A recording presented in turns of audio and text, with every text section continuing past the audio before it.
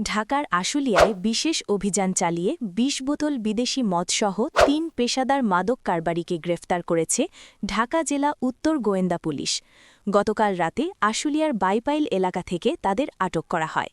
গ্রেফতারকৃতরা হলেন নোয়াখালী সদর থানার সূর্যনারায়ণপুর গ্রামের রুবেল ইসলাম রাশেদ, একই এলাকার নূর আলম এবং শেরপুর সদর থানার আন্দারিয়া কামারপাড়া গ্রামের সোহাগ আহমেদ রাব্বি।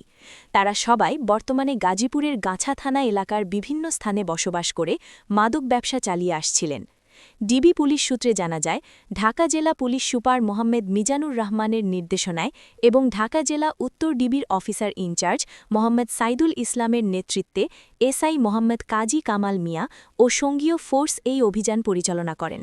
গত ৬ জানুয়ারি রাত ৮টা ১০ বাইপাইল এলাকায় অভিযান চালিয়ে ২০ বোতল বিদেশি মদসহ হাতে নাতে ওই ৩ জনকে গ্রেফতার করা হয়। পুলিশ আরও জানায়, গ্রেফতারকৃতদের মধ্যে ১ নং আসামি রুবেল ইসলামের বিরুদ্ধে ইতিপূর্বে ২টি এবং ২ নং আসামি সোহাগ আহমেদ রাব্বির বিরুদ্ধে ৪টি মাদক মামলা রয়েছে। তারা এলাকায় দীর্ঘদিন ধরে পেশাদার মাদক কারবারি হিসেবে পরিচিত।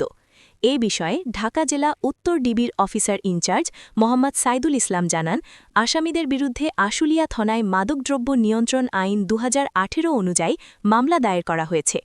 আজ সকালে তাদের সংশ্লিষ্ট মামলায় গ্রেফতার দেখিয়ে বিজ্ঞ আদালতে প্রেরণ করা হয়েছে।